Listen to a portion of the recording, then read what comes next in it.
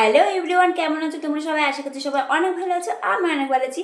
তো আজকে হচ্ছে নীল ষষ্ঠী। তো এর আগের বছর আমি নীল ষষ্ঠী করেছিলাম, তোমাদেরকে দেখিয়েছিলাম। তো ভাবলাম চলো এবারও তোমাদেরকে দেখিয়ে দেয়। আর এবারও যেই ঘাটে আমি এর আগের বছর গেছিলাম, তো এবার ভাবছি এবার অন্য ঘাটে যাব। তো দেখা যাক কোন ঘাটে যাচ্ছি। তো অবশ্যই তোমরা দেখো, যারা তোমরা মহাদেবের ভক্ত রয়েছে তাদের তো আরও বিশেষ করে ভালো লাগবে, কারণ আমি এমন এমন জায়গাতে যাই, এত সুন্দর লাগে। তোমরা যেতে না পারো, কিন্তু দেখলে তোমাদের অবশ্যই ভালো লাগে। তো চলো দেখতে দেখো। তো আজকে পুজো বলে কথা, আলতা তো পড়তেই হবে। আর আমাদের তো এমনি আলতা পড়াই হয় না, কিন্তু পুজো টুজো হলে আলতা পড়তে খুব ভালো লাগে। তো আমি নিয়ে চলে এসেছি খুকুমণি আলতা। তো দেখি আলতাটা কেমন, এর আগে তো ব্যবহার করে নিই, তো দেখি কেমন। টিভিতে অনেকবার দেখেছি এটা দেখাতে। তো চলো তোমাদেরকে দেখাই যে কালারটা ঠিক কেমন হচ্ছে। তো এই দেখো তোমরা, কালারটা কিন্তু বেশ গাঢ়ই আছে, তবে জানি না পায়ে পড়লে কেমন লাগবে। তো চলো দেখাই এটা কেমন লাগছে দেখতে। একা আলতা পড়তে একটু কষ্ট হয়, তাও কিছু করার নেই। চলো পড়ি, তোমাদেরকে দেখাচ্ছি কেমন লাগছে। তো আলতাটা বেশ ভালো, দেখো খুকুমণি আলতাটা দেখো বেশ সুন্দর।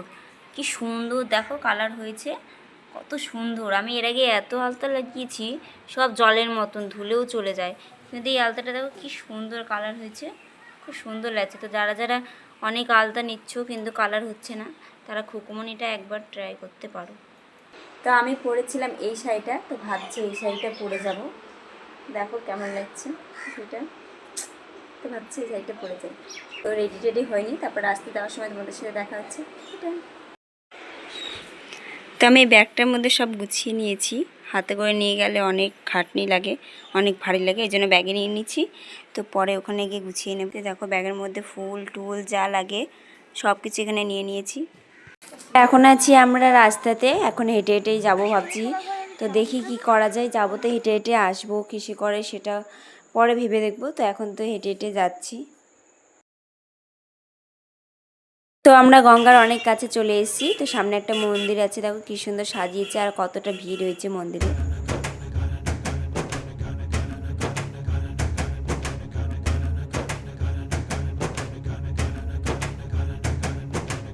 এই দেখো সামনে আরেকটা মন্দির, এটা তো অনেক ভিড় রয়েছে এখন। এই দেখো পেছনে গঙ্গাতে পৌঁছে গেছি। আমাদের যাওয়ার কথা ছিল অন্য ঘাটে, তো আমার সাথে যে এসেছিলো, তো ওর মায়ের আসার কথা ছিল। তো সে এসেছে, কিন্তু কোথায় তাকে আমরা খুঁজে পাচ্ছি না। তো তাকে খোঁজার জন্য প্রথমে এসেছিলাম এই ঘাটে। তো এটা হচ্ছে ময়ূরপঙ্খী ঘাট, আর এখানে দেখো হচ্ছে গঙ্গা পুজো। তো এখান থেকে বেরিয়ে আবার আমরা যাচ্ছি অন্য ঘাটে, দেখি কোন ঘাটে পাওয়া যায়। তো এই ঘাটে এসেছি, এই ঘাটেও দেখছি নেই, জানি না কোন ঘাটে গেছে। তো যাওয়ার সময় দেখো কার দর্শন হয়ে গেল, মা শীতলার দর্শন। তো ফেরার পথে মায়ের সাথে দেখা হয়। তো এবার আমরা যাচ্ছি অন্য ঘাটে। তো এবার এসছি আমরা নতুন ঘাটে, এর আগে যে ঘাটে পুজো দিচ্ছিলাম সেই ঘাটে দিয়ে নিই, এবার নতুন একটা ঘাটে। তো এই ঘাটটা অনেকটা নিচু ছিল, আর আমার খুব ভয় লাগছিল, কারণ এখানে লোক অনেক কম ছিল। এই দেখো ওই পাড়টা দেখতে পাচ্ছ, এটা হচ্ছে নৈহাটি ঘাট। আর এই যে লজ, এই লজে করে সবাই ওই পাড়ে যায়। আর বলো না, এমনি ভয় লাগছে। ভালো কথাই বলছি।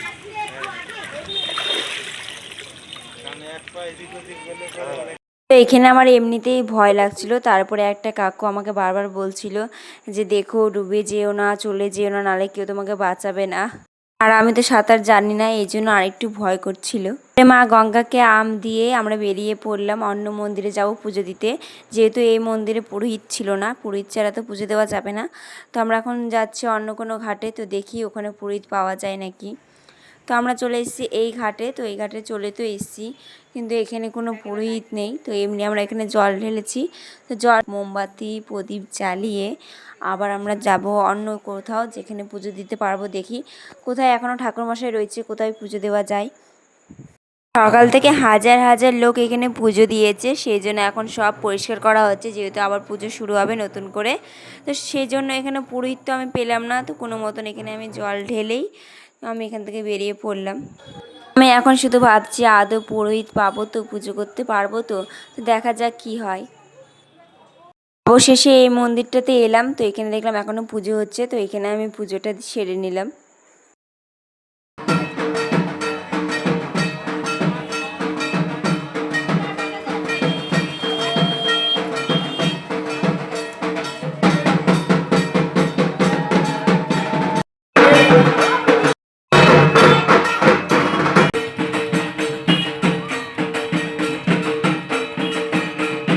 তো এখানে মোমবাতি ধূপকাঠি জ্বালিয়ে দিলাম।